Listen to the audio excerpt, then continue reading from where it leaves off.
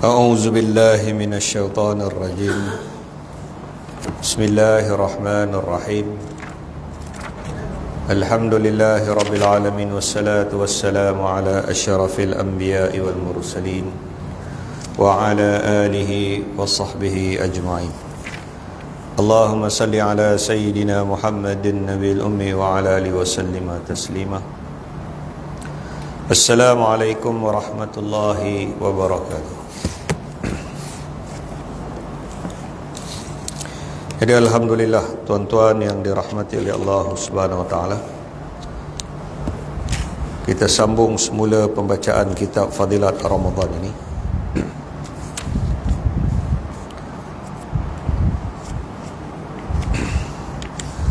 Telah berkata pengarang kitab ini, Hadrat Maulana Zakaria Al-Kandalawi rahmatullah alaih. Kata Maulana Zakaria rahmatullah alaih, selepas itu baginda Rasulullah sallallahu alaihi wasallam telah memberitahu tentang kelebihan memberi orang makan untuk berbuka puasa. Dalam satu riwayat yang lain terdapat hadis, sesiapa yang memberi makan untuk berbuka puasa Ramadan daripada sumber rezeki yang halal, maka malaikat akan menghantar kepadanya rahmat pada malam-malam Ramadan. Pada malam Lailatul Qadar, Jibril alaihi salam akan datang bersalam dengannya. Tanda orang yang disalam oleh Jibril alaihi salam adalah hatinya menjadi sayu dan air matanya akan mengalir. Hadrat Hamad ibni Salamah rahmatullah alaih adalah seorang muhaddisin yang masyhur. Beliau selalu mengambil berat untuk memberi makan kepada 50 orang untuk berbuka puasa setiap hari. Setelah memberitahu kelebihan memberi makan untuk berbuka puasa, Nabi sallallahu alaihi wasallam telah bersabda, bahagian pertama dari bulan ini adalah rahmat. Ya, ini nikmat-nikmat Allah Subhanahu wa taala akan mencurah-curah, dan rahmat ini adalah umum kepada semua orang-orang Islam. Selepas itu, sesiapa yang bersyukur di atas nikmat-nikmat itu, maka untuknya rahmat akan ditambah. Sebagaimana firman Allah Subhanahu wa taala, a'udzu billahi minasyaitonir rajim, la in syakartum la azidannakum wa la in kafartum inna adzabi lasyadid. Demi sesungguhnya jika kamu bersyukur, nescaya aku akan tambahkan nikmatku kepadamu. Dalam ayat la in syakartum la azidannakum, demi sesungguhnya jika kamu bersyukur, nescaya aku akan tambah nikmatku kepadamu. Maka bermula daripada bahagian pertama bulan Ramadan, pengampunan akan diberikan. Bermula daripada bahagian pertengahan bulan Ramadan, pengampunan akan diberikan. Ini adalah kerana sebahagian puasa telah berlalu, maka balasan dan penghargaannya dimulakan dengan pengampunan. Dan bahagian yang terakhir adalah kelepasan sepenuhnya daripada api neraka. Selain itu, banyak lagi riwayat yang menyatakan berita-berita gembira tentang kelepasan daripada api neraka Jahannam pada bahagian akhir dari bulan Ramadan. Jadi, tuan-tuan yang dirahmati oleh Allah Subhanahu wa taala, bulan Ramadan ni, kalau ikut riwayat ni, bulan Ramadan ni dia ada 3 fasa. Bulan Ramadan ada 3 bahagian. Bahagian yang pertama, 10 hari yang pertama itu adalah rahmat. Kita puasa 10 hari ini, dah masuk hari berapa kita puasa? Hari yang ke-14. Besok kita akan puasa hari yang ke-15. Jadi bagi mazhab Syafi'i, besok malam bermulanya bacaan kunut dalam witir. Bagi mazhab Hanafi, dia tiap-tiap malam kunut. Dia baca kunut dalam witir. Bagi mazhab Hanafi, dia tak baca kunut subuh, tapi dia baca kunut, hari-hari baca kunut, tapi dia punya kunut dia baca dalam solat witir. Bagi mazhab Hanafi, hukum solat witir dia wajib. Wajib tu bukanlah fardu, tapi besarlah, darjat dia tinggi, dia wajib. Jadi bagi mazhab Hanafi, setiap hari dia sembahyang witir, Ramadan ke tak Ramadan, dia akan baca kunut dalam sembahyang witir. Bagi mereka yang bermazhab Syafi'i, kita baca kunut dalam sembahyang subuh. Dalam witir kita hari-hari yang lain tak ada kunut, illa melainkan bermulanya 15 Ramadan. Jadi bila 15 Ramadan, besok malam 15 malam tu kita sembahyang. Kalau kita sembahyang witir, kita kena baca kunut. Jadi 10 malam yang pertama ni adalah rahmat. Itu 10 malam yang pertama. 10 malam yang kedua adalah maghfirah, keampunan. Kita dah masuk fasa yang kedua. Ni dah malam 14. Nah, ni malam 15, besok puasa 15. Kita dah masuk fasa yang kedua, iaitu fasa maghfirah, fasa pengampunan. Kemudian fasa yang ketiga, yang terakhir, 10 hari yang terakhir tu adalah fasa pembebasan, di mana Allah membebaskan, Allah beri kebebasan daripada api neraka Jahannam. Kita mohon perlindungan kepada Allah. Kemuncak kita puasa daripada pertama sampai ke 20 tu rahmat, maghfirah. Masuk yang ke 10 tu, kita mengharapkan apa? Kita harapkan kita puasa yang ke 10 tu, Allah bebaskan, Allah haramkan tubuh badan kita ni daripada disentuh oleh api neraka. Bebas. Masuk neraka langsung tak mau tengok, neraka pun tak mau tengok kan? Itu sebabnya Nabi SAW, antara amalan-amalan yang Nabi ajarkan pada sahabat Nabi SAW dan menjadi amalan Nabi, dalam satu hadis Nabi menerangkan, nak mohon perlindungan daripada neraka Jahannam ni. Dalam satu hadis Nabi beritahu, barang siapa yang lepas solat maghrib, siapa selepas solat maghrib dalam keadaan dia masih lagi duduk bersimpuh, maknanya dia masih duduk tahiyat tu. Abang Sulaiman semayang belakang imam maghrib, lepas salam dalam keadaan dia masih duduk tahiyat lagi. Dalam satu hadis Nabi menerangkan, Nabi kata, janganlah kamu tinggalkan daripada membaca Allahumma ajirni minan nar sab'ina marrah. 7 kali. Duduk sekejap lepas salam tu, cepat sangat kita nak bangun, kita nak pergi mana? Kadang-kadang syaitan pun ganggu kita dalam semayang ni. Dalam semayang syaitan, dia bukan ganggu kita dalam semayang, dia ganggu kita sebelum semayang pun dia dah ganggu. Syaitan ganggu kita sebelum semayang, kemudian dia ganggu kita masa semayang, masa solat dia ganggu kita, kemudian dia ganggu kita selepas solat. Ada dalil hadis dia. Bila syaitan ganggu kita sebelum solat, Nabi menerangkan tentang sunnah azan. Kenapa kita azan ni? Masuk waktu azan. Sebab dalam satu hadis Nabi menerangkan, Nabi kata satu orang yang apabila masuk, bila dia azan, bila satu orang azan, masuk waktu azan, syaitan dia akan lari. Syaitan yang kalau ada dalam masjid, ada sekitar masjid, syaitan akan lari sejauh 30 batu sehingga ke Rauha. Nabi sebut ada satu tempat di Madinah, dekat dengan Madinah, 30 batu, nama dia Rauha. Nabi kata syaitan bila azan dia akan lari sejauh 30 batu sehingga ke Rauha. Ketika dia lari, dia lari dalam keadaan terkentut-kentut. Dia lari tapi terkeluar angin daripada terkentut-kentut dia lari. Bila habis azan, dia datang balik. Bila Bilal iqamat, dia lari balik. Iqamat ni pun sejenis azan.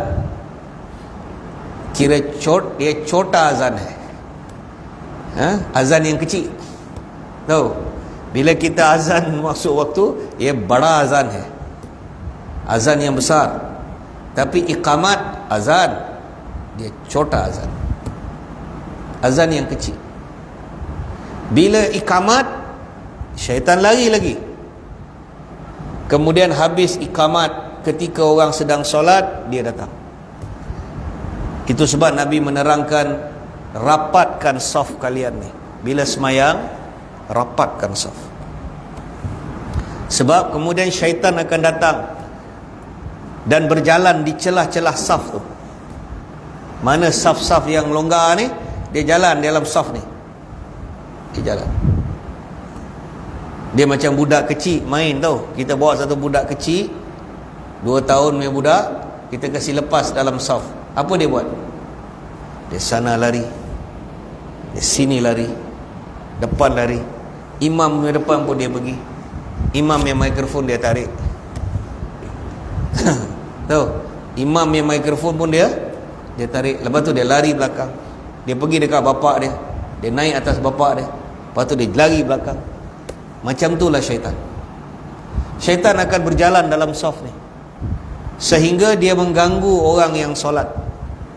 Dia akan mula bisikkan orang tu, termasuk imam. Itu sebab kadang-kadang imam pun lupa rakaat. Betul? Ya sach hai. Imam pun manusia. Imam pun ada kehidupan dia. Imam pun ada masalah dia. Kita semua ada masalah. Masing-masing ada pekerjaan masing-masing, ada urusan hidup masing-masing, ada masalah masing-masing. 10 orang semayang, satu ni masalah bini minta cerai, satu lagi masalah dia memang nak ceraikan bini dia, dia nak kahwin perempuan lain. Yang satu masalah pula hutang banyak, yang ni pula hutang banyak, kerja pun tak ada. Nampak? Setiap orang ni ada masalah dia. Yang ni anak-anak masuk universiti, belanja tak cukup. Jadi semua orang ada macam-macam masalah dia.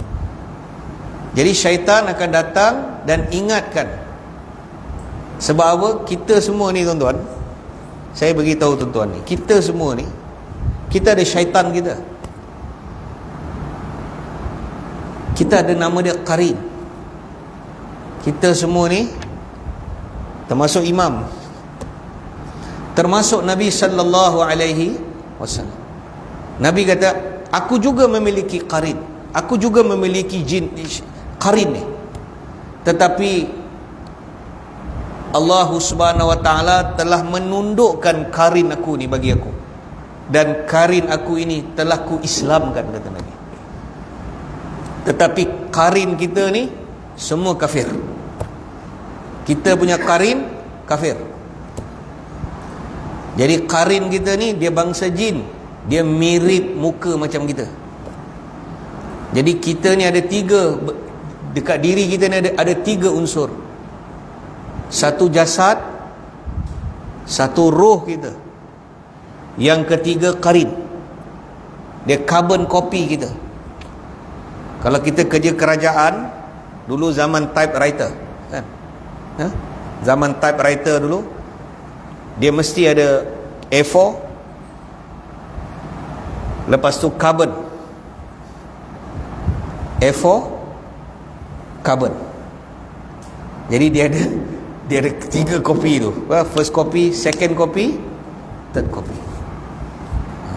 Jadi kita ni pun first copy, roh kita second copy, yang nombor 3 qarin kita. Qarin kita ni sebiji muka macam kita. Kalau kita nak tengok macam mana rupa qarin kita ni, berdiri depan cermin. Pergi berdiri depan cermin, tengok cermin tu. Itulah qarin kita, sebiji muka macam kita. Jadi qarin kita itu daripada bangsa jin. Dia daripada bangsa jin.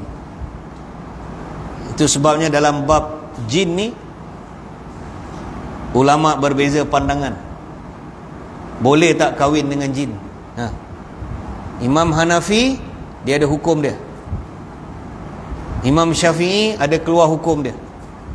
Ada sebagian imam fuqaha mengharamkan. Ada sebagian imam fuqaha dia makruh. Ada orang kahwin dengan bangsa jin. Jadi qarin kita ni jin, dan qarin kita semua kafir. Tak ada qarin kita Islam, melainkan qarin Nabi sallallahu alaihi wasallam. Jadi qarin kita ni dia mengetahui segala masalah hidup kita, sebab dia dengan kita.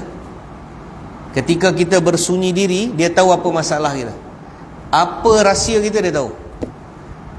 Kita cakap telefon, kita mengadu masalah kita, kita bergaduh dengan bini kita, kita bergaduh dengan orang tu, kita ada masalah ini, rahsia sulit kita semua dia tahu. Jadi apabila kita solat, datang syaitan yang luar ni, dia masuk dalam masjid. Ketika kita solat, dia bertemu dua bangsa jin. Dia bertemu dengan qarin kita, dan qarin kita kata dini punya masalah rumah tangga. Jadi syaitan akan datang dan bisik kat dalam hati kita, ingatkan perkara itu, ingatkan perkara ini, ingatkan masalah itu, ingatkan masalah ini, sehingga akhirnya kita semayang, kita tak khusyuk. Kita punya kepala fikir tentang, kalau orang masalah bini dia, dia fikir masalah bini dia. Kalau dia ada masalah hutang, dia akan fikir masalah hutang. Jadi syaitan akan, termasuk imam. Kalau imam pun masalah, dia akan ganggu imam. Dia akan ingatkan imam tentang itu, dia akan ingatkan imam tentang ini, sehingga imam lupa bilangan rakaat. Antara rakaat ketiga ke empat, imam miss. Abang Sulaiman dia miss. Makmum dicelarukan pemikiran dia. Begitulah keadaan kita. Maka syaitan akan ganggu kita melalui celahan-celahan saf yang tidak dirapatkan. Itu sebab Nabi kata, bila solat, rapatkan saf kalian. Kemudian bila kita habis je semayang, kita bagi je salam, dia mula ingatkan perkara itu, dia mula ingatkan perkara ini, sehingga kita tak boleh duduk sekejap pun lepas semayang. Nampak tak? Kita nak duduk sekejap, nak istighfar pun tak boleh. Dia tak boleh istighfar. Minggu lepas saya jadi imam semayang Jumaat. Kita lepas semayang, mana ada zikir panjang. Ada satu Bangladesh semayang depan sini. Saya dah istighfar nak baca doa, dia dah nak bangun semayang sunat. Saya nak tegur dia, tapi sebab saya pakai mikrofon, sabarlah dulu, duduk dulu. Mana kau nak pergi? Kau duduk Bangla, kau nak pergi mana? Duduklah sekejap. Bukan zikir panjang-panjang. Lepas semayang, sabarlah tuan-tuan. Sebab Nabi tegur orang yang lepas semayang terus bangun ni. Nabi kata duduk seketika. Lepas semayang, istighfarlah sekurang-kurangnya 3 kali. Dan Nabi sebut, selepas solat maghrib, apabila jangan kalian tinggalkan daripada membaca Allahumma ajirni minan nar 70 marrah. 70 marrah. Nabi kata jangan kau tinggalkan. Melainkan kita ni terlalu urgent lah, tak tahu dah nak terbesar lah orang kata. Nak buang air besar dah tak tahan, nak kencing dah tak tahan, nak terbesar lah. Bangunlah masa tu. Tapi kalau tak ada kepentingan, sebab itu antara tempat yang syaitan akan ganggu kita dalam semayang. Dia pun, Nabi sebut dalam hadis, dia akan ingatkan itu dan ingatkan ini. Dalam hadis berkenaan amalan menyusuli solat. Apa dia amalan menyusuri salat? Nabi sebut tasbih Fatimah tu. Lepas semayang baca subhanallah 33 kali, alhamdulillah 33 kali, Allahu akbar 33 kali, dan tutuplah dengan la ilaha illallah wahdahu la syarikalah lahul mulku wa lahul hamdu yuhyi wa yumitu wa huwa ala kulli syai'in qadir sekali. Nabi kata ganjaran dia begitu besar. Itu adalah amalan yang menyusuri solat. Kira amalan yang menutupi kelemahan solat kita tu. Jadi sahabat kata, ya Rasulullah, dia kata, ya Rasulullah, pasal apa? Kenapa orang ramai meninggalkan amalan tu? Pasal apa orang tak buat? Nabi SAW sebut dia tak buat sebab ketika itu syaitan datang. Syaitan ganggu dia, syaitan ingatkan dia tentang perkara itu, syaitan ingatkan dia tentang perkara ini, sehingga dia bangun dan dia tidak menyempurnakan bacaan 33 itu, dan dia pergi. Jadi lepas solat kita sabar sikit, melainkan kita ada benda yang tak boleh nak elak, kan? Ni lepas sembahyang Jumaat baru salam, dia dah bangun dah nak sembahyang sunat. Mana kau nak pergi? Sabarlah, imam pun nak sembahyang sunat, bukan kau seorang je. Kalau kau nak buat macam tu, kau semayang kat belakang, kau jangan semayang belakang imam. Itu nama dia adab. Macam doa kita tu tak ada nilai. Macam doa kita tu tak ada nilai doa imam ni. Semayang kau pun belum tentu ada nilai di sisi Allah Ta'ala. Sabar dulu. Apabila imam doa, dia istimaiyat, dia amalan istimaiyat. Kalau tuan-tuan baca Hayatus Sahabah, dalam kisah sahabat, kita akan jumpa kisah dua sahabat dalam satu peperangan. Ketika nak perang, dua sahabat ni dua-dua syahid. Tapi sahabat ni kata, sebelum kita perang, engkau bacalah satu doa. Kau baca doa, aku akan aminkan doa kau. Dan seorang sahabat lagi kata, lepas aku doa, engkau pula doa, aku aminkan doa kau. Dua sahabat Nabi ni. Jadi sahabat yang pertama ni, dia telah doa. Dia telah kata, ya Allah, besok pagi ketika medan perang bermula, temukan aku dengan musuh yang paling kuat. Temukan aku dengan musuh yang paling kuat, dan beri kekuatan kepada aku, supaya aku dapat memancung kepala dia dan mengalahkan dia. Dan kawan ni kata apa? Amin. Sahabat yang seorang ni kata amin, semoga Allah terima kau punya doa. Dia dah habis doa, dia kata sekarang kau pula doa. Dia pun doa. Dia kata, ya Allah, besok pagi bila medan perang berlaku, hantarkan satu orang yang lebih kuat daripada aku, dan ketika aku lawan dia, syahidkan aku jalan kau. Izinkan dia supaya dia boleh bunuh aku, dan biar dia kerat hidung dan telinga aku. Dia minta mati pula, supaya apa, di akhirat besok apabila aku bangkit di hadapan kau, ya Allah, apabila kau tanya aku, apakah yang telah ku berikan pada agama ni, maka aku akan bangun dalam keadaan terputus hidung, terputus telinga aku, terputus anggota aku. Di dalam kitab Hayatus Sahabah kata, apabila berlaku perang, yang bila dia habis doa ni, sahabat ni pun kata amin. Dia kata amin. Bila berlaku medan peperangan besok pagi, wallahi demi Allah yang memegang nyawa kami di tangan dia, apa yang dibacakan oleh dua sahabat ni dan apa yang didoakan kepada mereka betul-betul terjadi kepada mereka.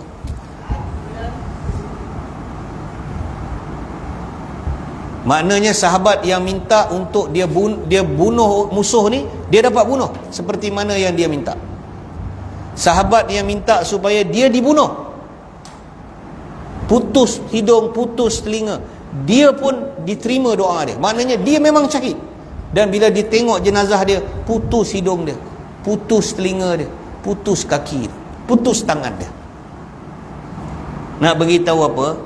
Kata para ulama, istimaiyat doa.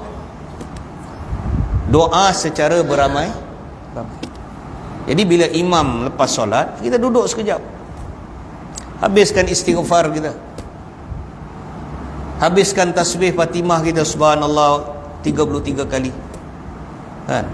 Kalau lepas maghrib, Nabi kata jangan kalian tinggalkan daripada membaca Allahumma ajirni minan nar sab'ina marrah.